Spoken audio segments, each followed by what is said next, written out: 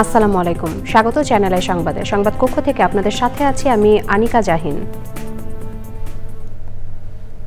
বিস্তারিত সংবাদের শুরুতেই জানিয়ে দিচ্ছি ফ্রেশ আটা ময়দা সুজির সংবাদ শিরোনামগুলো।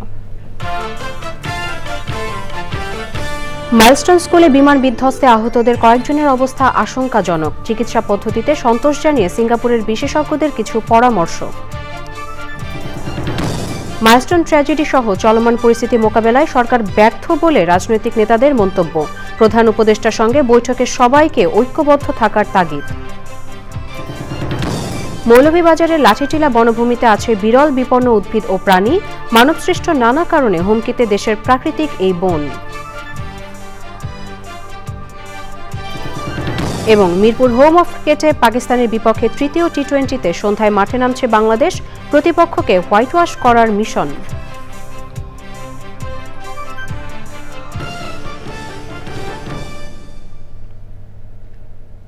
সংবাদ শিরোনামগুলো জানাচ্ছিলাম। এখনকার এই সংবাদ আয়োজন একই সঙ্গে চ্যানেলের ইউটিউব চ্যানেল এবং চ্যানেলের ওটিটি প্ল্যাটফর্ম আইস্ক্রিনে লাইভ স্ট্রিম হচ্ছে। যাচ্ছি বিস্তারিত সংবাদে। মাইলস্টোন ট্র্যাজেডিতে দগ্ধ ও আহতদের কয়েকজনের অবস্থা আশঙ্কাজনক। জাতীয় বার্ন ও প্লাস্টিক সার্জারি ইনস্টিটিউট সহ বিভিন্ন হাসপাতালে তাদের চিকিৎসা চলছে। সিঙ্গাপুরের বিশেষজ্ঞ দল বাংলাদেশের চিকিৎসা পদ্ধতিতে সন্তোষ জানিয়ে কিছু পরামর্শ দিয়েছে। সেই অনুযায়ী চিকিৎসা চলছে বলে জানিয়েছেন চিকিৎসকরা। এ নিয়ে জানতে জাকিয়া আক্তারের কাছে যাচ্ছি। তিনি বার্ন ইনস্টিটিউটের সামনে আছেন। জাকিয়া, মাইলস্টোন ট্র্যাজেডিতে আহত ও তাদের চিকিৎসার বিষয়ে আপডেট কী তথ্য রয়েছে আপনার কাছে আমাদেরকে জানান।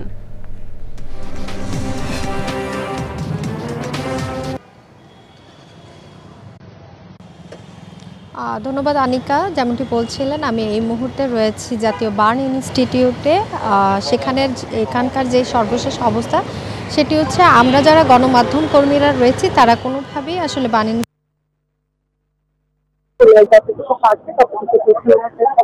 আমরা জানতে পেরেছি যে গতকাল রাতে ভারতের দল বিশেষজ্ঞ চিকিৎসক দল এই ক্ষেত্রে তারা হচ্ছে যারা বার্ন ইনস্টিটিউটে ভর্তি রয়েছেন, এখন 45 জন ভর্তি রয়েছেন দলগুলোকে, তাদের আসলে চিকিৎসার জন্য তারা এসেছে, তাদেরকে নিয়ে আসা হয়েছে।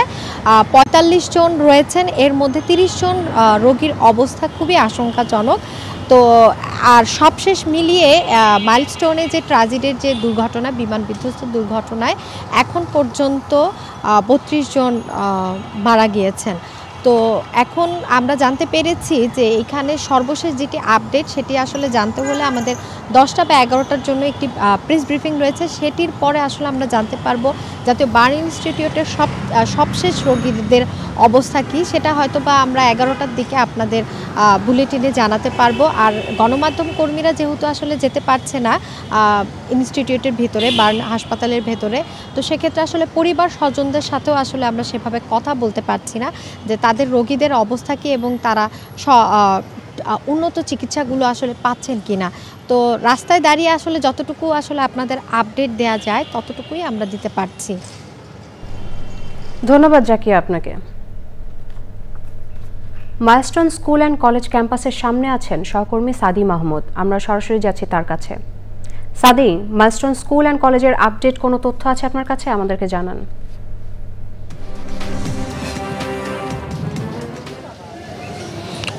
আনিকা, ধন্যবাদ আপনাকে। আসলে আমি সকাল 7টা থেকেই এই মাইলস্টোন স্কুল অ্যান্ড কলেজের সামনে অবস্থান করছি। এখানে এসে যে বিষয়টি খেয়াল করলাম যে আজকে কিন্তু সর্বসাধারণের প্রবেশে নিষেধাজ্ঞা জারি করা হয়েছে স্কুলে, যার কারণে কিন্তু আমরা গণমাধ্যম কর্মী যারা আছি তারাও কিন্তু ওই গেটের বাইরে অবস্থান করছি। এবং যতদূর জানতে পেরেছি যে আজকে প্রশাসনিক কার্যক্রম শুরু হচ্ছে এই মাইলস্টোন স্কুল অ্যান্ড কলেজের, যদিও সেটি আনুষ্ঠানিক কোনো আনুষ্ঠানিকভাবে নয়, অনানুষ্ঠানিকভাবে কার্যক্রম শুরু হয়েছে। এবং এরই মধ্যে কিন্তু এই স্কুল এবং কলেজে যারা শিক্ষক আছেন তারা কিন্তু এসে অনেকেই পৌঁছেছেন। আমি তাদের সাথে কথা বলার চেষ্টা করেছি। তারা যেটি বলছেন যে আজকে অনানুষ্ঠানিকভাবে প্রশাসনিক কার্যক্রম শুরু হচ্ছে এবং আগামী 27 তারিখ থেকে স্কুলের স্বাভাবিক যে কার্যক্রম রয়েছে সেটি শুরু হওয়ার একটা সম্ভাবনার কথা কিন্তু তারা জানিয়েছে। এবং আপনি জানেন যে গত সোমবার বাংলাদেশ বিমান বাহিনীর যে বিমানটি বিধ্বস্ত হয়েছে সেই ঘটনায় কিন্তু এখন পর্যন্ত 29 জনের মতো আসলে মারা গেছে বলে আমরা জানতে পেরেছি এবং প্রায় 70 জনের মতো কিন্তু চিকিৎসাধীন অবস্থায় কিন্তু এখনও রয়েছেন। এবং সবচেয়ে হৃদয় বিদারক যে বিষয়টি, যারা মারা গেছেন তাদের বেশিরভাগই কিন্তু 12 বছরের নিচে। তো সব কিছু মিলিয়ে আমরা আসলে মাইলস্টোন স্কুল অ্যান্ড কলেজের সামনে অবস্থান করছি এবং আমি গত 2 দিনও এখানে অবস্থান করেছি এবং এখানকার যারা শিক্ষক আছেন, যারা শিক্ষার্থী আছেন তাদের সাথে আমি কথা বলেছি। তারা যেটি বলছেন যে এখনও কিন্তু তাদের মধ্যে একটা চাপ রয়েছে, তারা শঙ্কায় রয়েছেন, তারা ঠিকমতো ক্লাস করতে পারবেন কিনা। যারা শিক্ষক রয়েছেন তারা বলছেন যে যে ঘটনাটি ঘটেছে সেটি আসলে দীর্ঘমেয়াদে শিক্ষার্থীদের মাঝে একটা মানসিক চাপ তৈরি করতে পারবে।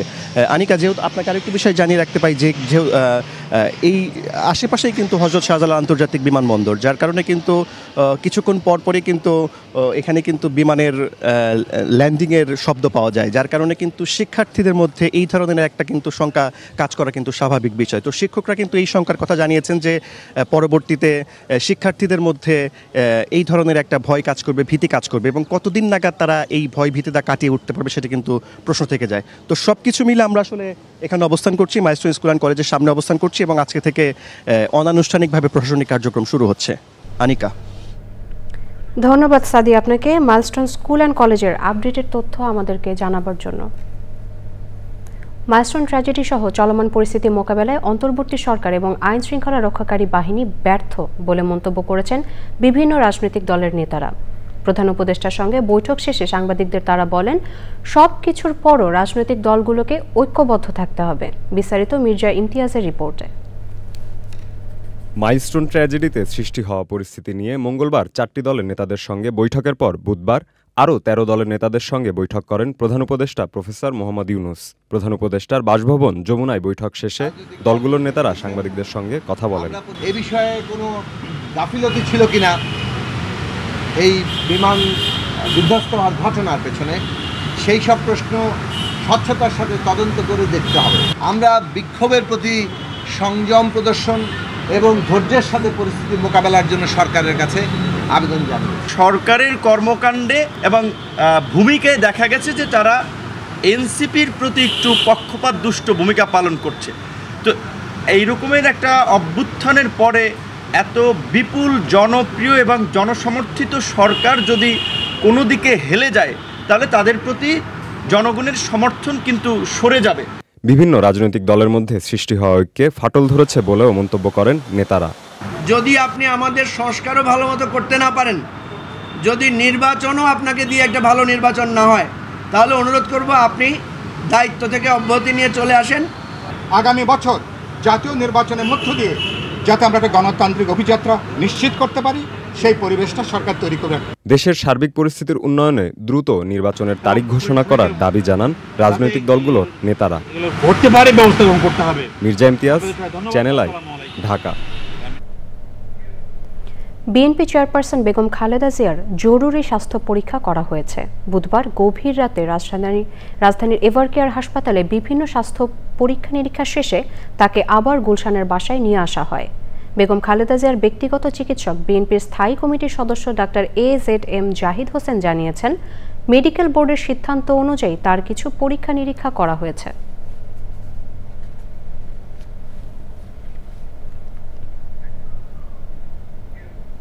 বাঙালির অন্যতম শ্রেষ্ঠ সন্তান তাজউদ্দিন আহমেদের জন্মশতবার্ষিকীর আলোচনায় বক্তারা বলেছেন, দল ও পরিবার কেন্দ্রিক রাজনীতির কারণে তাজউদ্দিন আহমেদের দর্শন আড়ালেই থেকে গেছে। জন্মশতবার্ষিকীর অনুষ্ঠানে অনিবার্য তাজউদ্দিন বইয়ের মোড়ক উন্মোচন করা হয়। লুৎফর রহমান সোহাগের রিপোর্ট। বাঙালির গৌরবোজ্জ্বল মুখ, মুক্তিযুদ্ধের অন্যতম নেতা তাজউদ্দিন আহমদ। জন্মশতবার্ষিকীর অনুষ্ঠানে যুদ্ধদিনের প্রধানমন্ত্রীকে স্মরণ। বক্তারা বলেন, সামাজিক বিপ্লব না হওয়ায় তাজউদ্দিন আহমদ যে বাংলাদেশ চেয়েছিলেন তা অধরাই থেকে গেছে। এবং ভিয়েতনামের মতনই পূর্ববঙ্গ ওইভাবেই ওই রকম একটা রাষ্ট্র প্রতিষ্ঠিত করতে পারত, সেইটি ঘটেনি। সেজন্যই আমাদের ওইটা বুঝতে হবে যে সামাজিক বিপ্লব ঘটেনি বলেই তাজউদ্দিনকে আমরা স্মরণ করতে পারছি না। মুক্তিযুদ্ধের নেতৃত্বের মধ্যে তুলনা টানার বিষয়েও সতর্ক করেন আলোচকরা। সবাই একই সুরে কথা বলেছেন। আমাদের নিয়ম হলো আমরা স্মরণ করি, যখন তাকে শ্রদ্ধা জানাই তখন তাকে আমরা সবার উপরে তুলি এবং তার বাইরে যেটা আমাদের দেশে হয়েছে, এদেশে সুবর্ণ জয়ন্তী উদযাপিত হয়েছে স্বাধীনতা, সেখানে তাজউদ্দিনের যে বিশেষ ভূমিকা ততদিন কিন্তু 4 জাতীয় নেতার একজন ছিলেন না, তিনি কিন্তু আমাদের সরকার প্রধান ছিলেন, তার নেতৃত্ব তারই ছিল, সেটা কিন্তু সেভাবে উল্লেখিত হয়নি। তো তার বিকল্প, তার জবাব দিতে গিয়ে আজকে আমরা এমনভাবে বলি যে তাকে তুলতে গিয়ে যে তিনিই একমাত্র নেতৃত্ব দিয়েছেন, এটা কিন্তু সত্যি না। ভবিষ্যৎ বাংলাদেশ গঠনে তাজউদ্দিন আহমদের চিন্তা প্রাসঙ্গিক থাকবে আশা আলোচকদের। লুৎফর রহমান সোহাগ, চ্যানেল আই, ঢাকা। বন, বনানী আর জীববৈচিত্র্য সমৃদ্ধ বাংলাদেশের খ্যাতি বিশ্বজুড়ে। দেশের প্রাকৃতিক বনগুলোর অন্যতম মৌলভীবাজারের লাঠিটিলা। মিশ্র চিরসবুজ এই বনে রয়েছে বিচিত্র বিরল বিপন্ন উদ্ভিদ ও প্রাণী। তবে অপরিকল্পিত উন্নয়ন সহ মানবসৃষ্ট নানা কারণে হুমকিতে দেশের প্রাকৃতিক বনভূমি লাঠিটিলা। আফরোজা হাসির রিপোর্ট। পাথুরে পাহাড়, ঝর্ণা, ছড়া ও জলাশয়ের মিশেলে চিরসবুজ বন লাঠিটিলা। প্রায় 22 বর্গ কিলোমিটারের সংরক্ষিত এই বনে সেগুন, গর্জন, চাপালিশ, জামসহ রয়েছে 600-র বেশি প্রজাতির উদ্ভিদ। বাঁশ ও বাঁশজাতীয় উদ্ভিদের আধিক্য থাকলেও বুনো অর্কিডও দেখা যায় লাঠিটিলায়। পরাশ্রয়ে এসব উদ্ভিদের বর্ণিল ফুলে রঙিন হয়ে থাকে পুরো বন। এশীয় হাতি, মেছো বিড়াল, গন্ধগোকুল, চশমা পরা হনুমান, মুখ পোড়া হনুমান, লাল বানর, লজ্জাবতী বানর, উড়ন্ত কাঠবিড়ালি সহ এই বনে দেখা মেলে বিপন্ন অনেক প্রাণীর। লাঠিটিলা বন যেন পাখির স্বর্গরাজ্য। শিকারী পাখি, কালোবাজ, তিলা নাগ ঈগল, পাতি ময়না, পাহাড়ি নীলকান্ত ও মৌটুসি সহ বিভিন্ন প্রজাতির পেঁচার বিচরণ এই বনে। সম্প্রতি লাঠিটিলার গহীন বনে প্রকৃতি ও জীবন টিমের অভিযানে দেখা মিলেছে বিরল ও বিপন্ন পাখি উদয়ী বামন মাছরাঙার।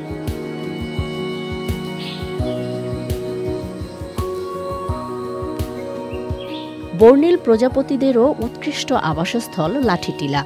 বনের ফুলে ফুলে উড়ে বেড়ায় দুর্লভ সব প্রজাপতি। আর ছড়ার পানিতে দেখা যায় চিংড়ি সহ হরেক রকমের ছোট ছোট মাছ। তবে বনজ সম্পদের অতিরিক্ত আহরণ সহ পরিবেশ বিরোধী নানা কর্মকাণ্ডে বিপন্ন বনের জীববৈচিত্র্য। বিশেষজ্ঞরা বলছেন, বৃক্ষরোপণ, গবেষণা সহ কার্যকর ও পরিকল্পিত উদ্যোগে রক্ষা পাবে বাংলাদেশের এই প্রাকৃতিক বনভূমির আদি পরিবেশ ও জীববৈচিত্র্য। আফরোজা হাসি, প্রকৃতি ও জীবন ডেস্ক, চ্যানেল আই। লাঠিটিলা বন নিয়ে বিশেষ পর্ব দেখবেন রাত 10:15 প্রকৃতি ও জীবন অনুষ্ঠানে। নগরের তরুণ প্রজন্মকে ছাদ কৃষির সঙ্গে যুক্ত করে তাদের কৃষি ও প্রকৃতির সান্নিধ্যে থাকার সুযোগ তৈরি করা প্রয়োজন। এতে গ্যাজেট আসক্তি যেমন কমবে, বাড়বে খাদ্য উৎপাদনের সঙ্গে যুক্ত থাকার মানসিক প্রশান্তি। রাজধানীর বনশ্রীতে ছাদ কৃষি উদ্যোক্তা শেখ আকরাম হোসেন এমনটিই মনে করেন। বিস্তারিত জানাচ্ছেন শাইখ সিরাজ। ঢাকার বনশ্রীতে 2200 বর্গফুটের এই ছাদটিতে 2 ধাপে সাজানো হয়েছে কৃষির আয়োজন।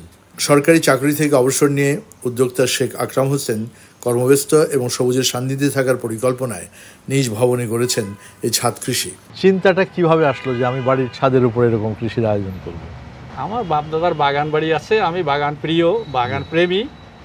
আর দ্বিতীয় হলো প্রেরণা আপনি। এখানে যা শাকসবজি হয় এ দিয়ে তো আপনার তো হয়ে যায় এবং উদ্বৃত্ত তো থাকে। উদ্বৃত্ত আমার আত্মীয় স্বজনকে ডিস্ট্রিবিউট করি। এই সিজনে আমার কোনো তরকারি কিনতে হয় নাই। এখন এখান থেকে শুধু পারিবারিক পুষ্টি চাহিদাই মিটছে না, নিয়মিত পরিশ্রমে দূর হচ্ছে তার শারীরিক অসুস্থতাও।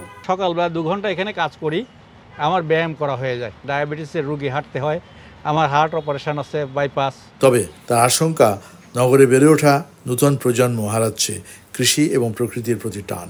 অনেক রিকোয়েস্ট করি যে বাবা আসো, দেখো একটা গাছে ফুল ফোটে, ফুল থেকে একটা বের হয়, তারপর আস্তে আস্তে বড় হয়, সবজি হয়, একটা ফল হয়, তোমরা একটু দেখো। কিন্তু ইন্টারেস্টেড না, তার কারণে এরা আসক্ত হয়ে গেছে মোবাইলে। ডিভাইসটা ছিল তোমার হাতে একটা গ্যাজেট, এটা কি বলো তোমরা গ্যাজেট। তুমি সারাদিন কতক্ষণ সময় এখানে কাটিয়েছো?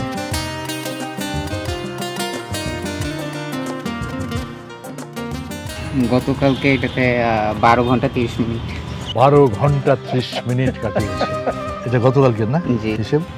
18 তারিখের। দর্শক, এটা শুধু ওর না, সবার চিত্র একই রকম। আমাদের প্রজন্মের হাত ধরে যখন একটি বাড়ির ছাদও হয়ে উঠতে পারে উর্বর শস্য ক্ষেত্র এবং নিরাপদ থাকার একটা নিয়ামক, সুস্থ ফসল পাবার একটা ক্ষেত্র, সে জায়গায় এই প্রজন্মের হাতে ডিজিটাল ডিভাইসই যখন মুখ্য, তখন এরকম আয়োজনগুলো তাদেরকেও দিতে পারে শান্তির ক্ষেত্র। ঢাকার বনশ্রী, সাত কৃষি থেকে শাইখ সিরাজ, চ্যানেল আই। এ নিয়ে বিস্তারিত প্রতিবেদন দেখবেন আজ বেলা 3:05 হৃদয়, মাটি ও মানুষের ডাক অনুষ্ঠানে। এবার বাংলাদেশ পাকিস্তান টি-20 সিরিজ।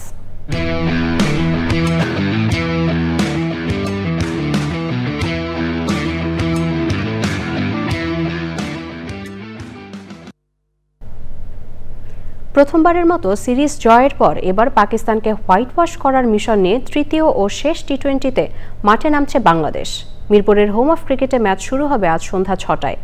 শ্রীলঙ্কা সিরিজের পর ঘরের মাঠে পাকিস্তানের বিপক্ষে পরপর 2 টি-20 জিতে ট্রফি নিশ্চিত করেছে অধিনায়ক লিটন দাসের দল। এতে প্রথমবারের মতো ক্রিকেটের শর্ট ফরম্যাটে পাকিস্তানকে হোয়াইট ওয়াশ করার হাতছানি টাইগারদের সামনে। তবে লো স্কোরিং উইকেটে হোস্ট টাইগার ব্যাটাররা ধুঁকতে থাকায় সমালোচনায়ও পড়তে হয়েছে। টানা খেলা থাকায় ম্যাচের আগের দিন হোটেলেই বিশ্রামে কাটিয়েছে টিম টাইগার্স। ওদিকে সালমান আগার পাকিস্তান চায় সিরিজের শেষ ম্যাচে সান্ত্বনার জয় নিয়ে বাড়ি ফিরতে। দর্শক, সময় হলো একটি বিরতি নেওয়ার। বিরতির পর থাকছে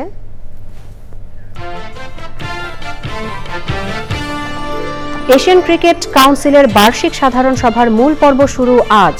যোগ দেয়নি ভারত, শ্রীলঙ্কা, আফগানিস্তান।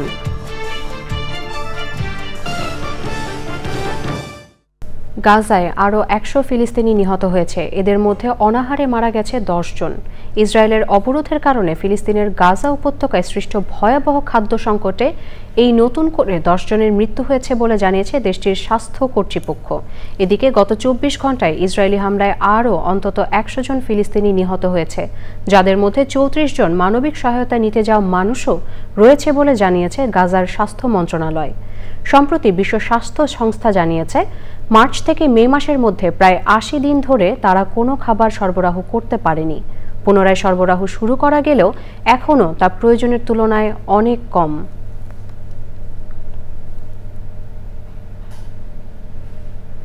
এবারে নিটল টাটার কৃষি সংবাদ।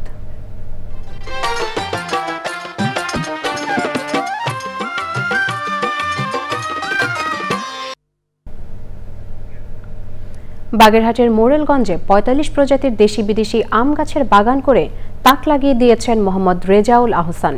ফলন ভালো হওয়ায় বিদেশি জাতের আম বাগান গড়ে তুলতে আগ্রহী হচ্ছেন অনেকে। বাগেরহাট সংবাদদাতার তথ্য ও ভিডিও চিত্রে আল মুকসিদের রিপোর্ট। বাগেরহাটের মোরেলগঞ্জের মাটিতে বিদেশি জাতের আম বাগান গড়ে তুলেছেন মোহাম্মদ রেজাউল আহসান। 2017 সালে শুরু করা তার এই বাগানে শুধু চিয়াংমাই ও চাকাপাত নয়, রয়েছে ব্ল্যাকস্টোন, রেড পালমার, মিয়াজাকি সহ বাহারি জাতের সব আম। তার 8 বিঘা জমির ওপর তৈরি করা বাগানে রয়েছে প্রায় 25 প্রজাতির দেশি বিদেশি আম। বিষমুক্ত অর্গানিক আম যারা খেতে চায়, পরবর্তী প্রজন্মের কথা চিন্তা করেই আমার বাণিজ্যিকে আসা, এবং বর্তমানে আমার বাগানের উৎপাদন প্রায় 150 থেকে 200 মণ। আমি চাচ্ছি এটাকে 400 মণে উন্নীত করার জন্য। ফলন ভালো হওয়ায় আম সংগ্রহে ব্যস্ত সময় পার করছেন বাগান পরিচর্যা কাজে নিয়োজিত শ্রমিকরা। এখানে কোনো কীটনাশক দেওয়া হয় না, কোনো হয় না। এখানে পোকা দমনের এই যে ভাত তৈরি করি, এই আমরা খাইয়া এই এলাকার মানে এই অঞ্চলের যত লোকজন আছে খাই খুব সুস্বাদু খাবার। এই জন্য আমরা এই বাগান থেকে আম বিক্রি হয় বেশি। মুকুল দাসের সেচটি আমি বাগানে পরিচর্যা করতে আসি, এখন আম পারি আমি বিক্রয় করতে আসি। উন্নত কৃষি চর্চার মাধ্যমে কৃষক যদি আমের উৎপাদন করতে পারে, তাহলে আগামীতে সাতক্ষীরার মতো বাগেরহাট থেকেও আম রপ্তানি করা সম্ভব বলছেন সংশ্লিষ্টরা। আল মুকসিদ, চ্যানেল আই। এবার প্রকৃতি সংবাদ।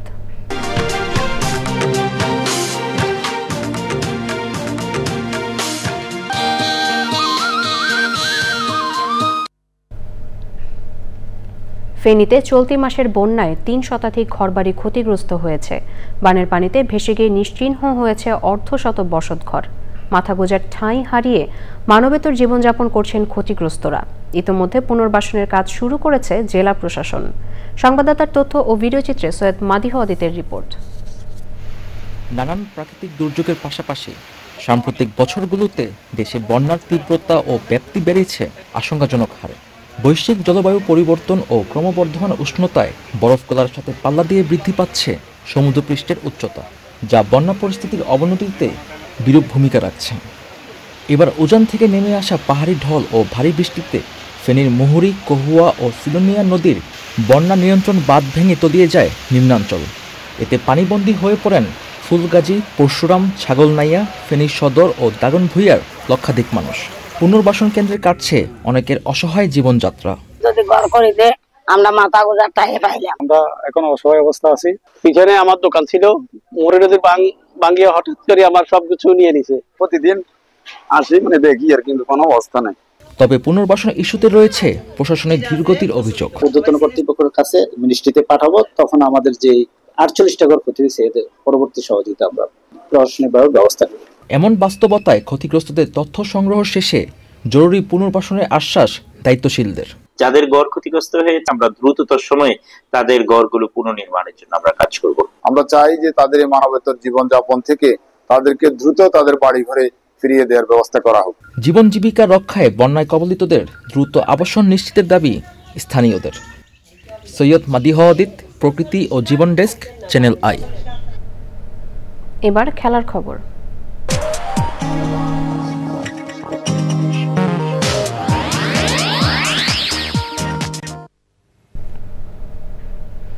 এশিয়ান ক্রিকেট কাউন্সিলের বার্ষিক সাধারণ সভা শুরু হবে আজ। ভারত, শ্রীলঙ্কা ও আফগানিস্তানের অনুপস্থিতিতেই এবারের সভা আয়োজনের প্রস্তুতি নিচ্ছে বাংলাদেশ। 24 ও 25 জুলাই রাজধানীর একটি 5 তারকা হোটেলে বসবে এশিয়ান ক্রিকেট কাউন্সিলের বার্ষিক সাধারণ সভা। বাংলাদেশ বা বিসিবি এই সভার আয়োজক হলো প্রথমবার। ভারতসহ নানা দেশের প্রতিনিধিদের অংশগ্রহণ নিয়ে অনিশ্চয়তায় সভা পিছিয়ে যাওয়ার গুঞ্জন উঠলেও শেষ পর্যন্ত সভা হচ্ছে বলে জানিয়েছে বিসিবি। এসিসি সভাপতি মোহসিন নকভিও অবস্থান করছেন ঢাকায়। সবশেষে ফ্রেশ আটা ময়দাসূচি সংবাদ শিরোনামগুলো জানিয়ে দিচ্ছি আরও একবার। মাইলস্টোন স্কুলে বিমান বিধ্বস্তে আহতদের কয়েকজনের অবস্থা আশঙ্কাজনক। চিকিৎসা পদ্ধতিতে সন্তোষ জানিয়ে সিঙ্গাপুরের বিশেষজ্ঞদের কিছু পরামর্শ। মাইলস্টোন ট্র্যাজেডি সহ চলমান পরিস্থিতি মোকাবেলায় সরকার ব্যর্থ বলে রাজনৈতিক নেতাদের মন্তব্য। প্রধান উপদেষ্টার সঙ্গে বৈঠকে সবাইকে ঐক্যবদ্ধ থাকার তাগিদ। মৌলভীবাজারের লাঠিটিলা বনভূমিতে আছে বিরল বিপন্ন উদ্ভিদ ও প্রাণী। মানবসৃষ্ট নানা কারণে হুমকিতে দেশের প্রাকৃতিক এই বন। এবং মিরপুর হোম অফ ক্রিকেটে পাকিস্তানের বিপক্ষে তৃতীয় টি-20তে সন্ধ্যায় মাঠে নামছে বাংলাদেশ, প্রতিপক্ষকে হোয়াইট ওয়াশ করার মিশন।